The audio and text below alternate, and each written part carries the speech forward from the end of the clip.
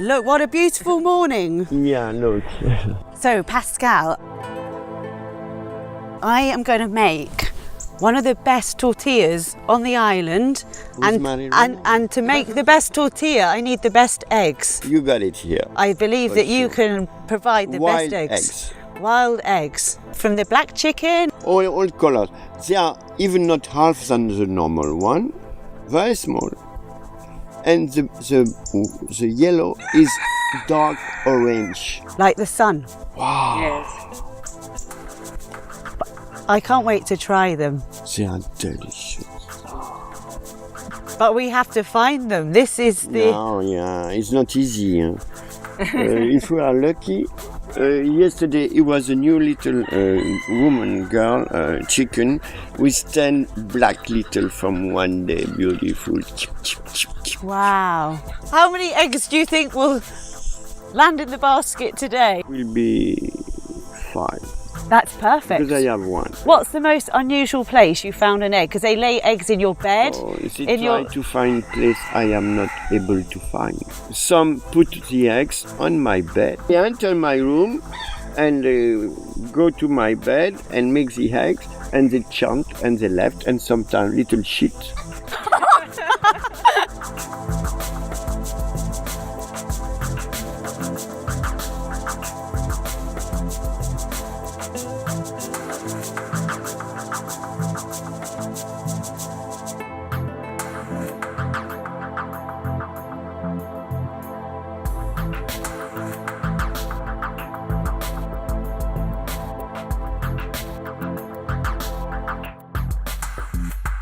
Now I head off to the campo to forage for some wild fruits of Ibiza. I'm a huge fan of Joyce Goldstein, and her theory is what grows together goes together, and it's here right in front of your eyes, a pomegranate tree next to a persimmon tree. Put them together, make a fabulous salad. So here we are, pomegranate foraging, and these ones are at Tess level, which I like. Don't have to climb up any trees. Amazing, fresh, delicious persimmons. There you go, fresh from the Garden of Ibiza. I'm super happy with my pickings from the tree. Forager's paradise. We're here with Ronnie Mussona, the owner of the farm, a good friend of mine. Hi Tess. Hiya. Welcome. How are you? Nice to see you again.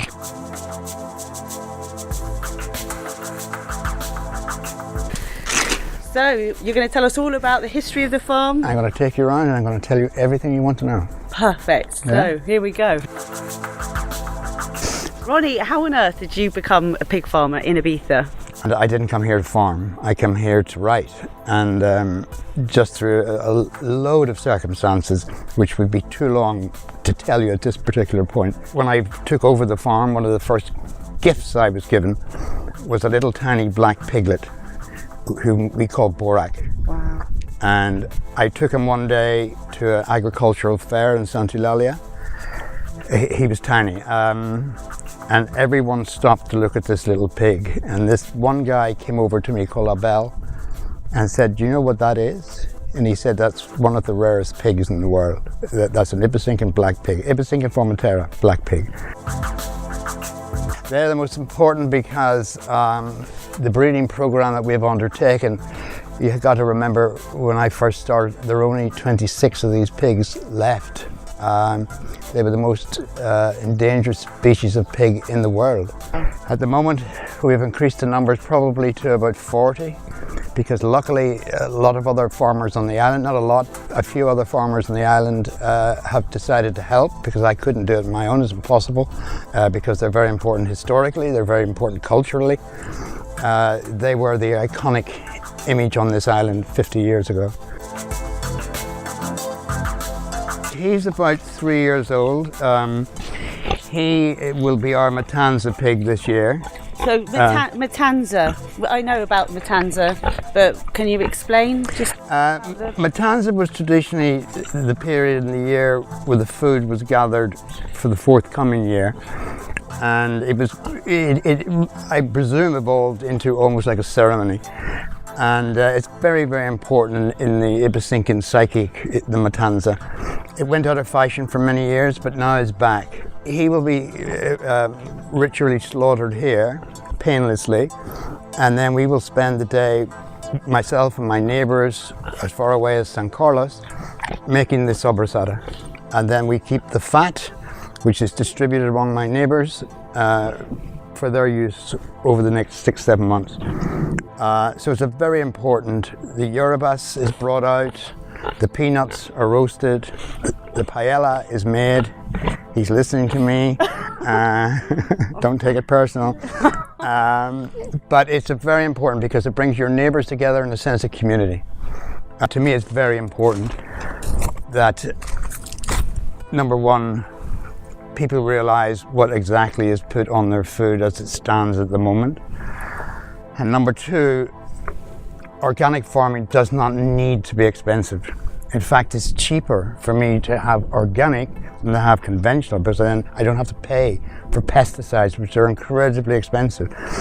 But somehow or other, through our culture, we have made it elite. And in fact, it shouldn't be elite because this island was always organic. Yeah. They never used pesticides. They couldn't afford pesticides. They couldn't find pesticides. So they got into clever ways of thinking, interplanting. Certain vegetables reject a certain pest, and they got clever about it. And I have learnt from them.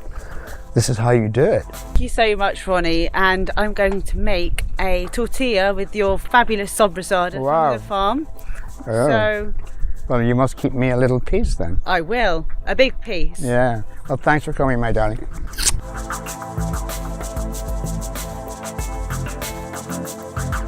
Catch me on the next episode where I'll be making a classic tortilla with a twist, using all the fabulous ingredients I collected around the island.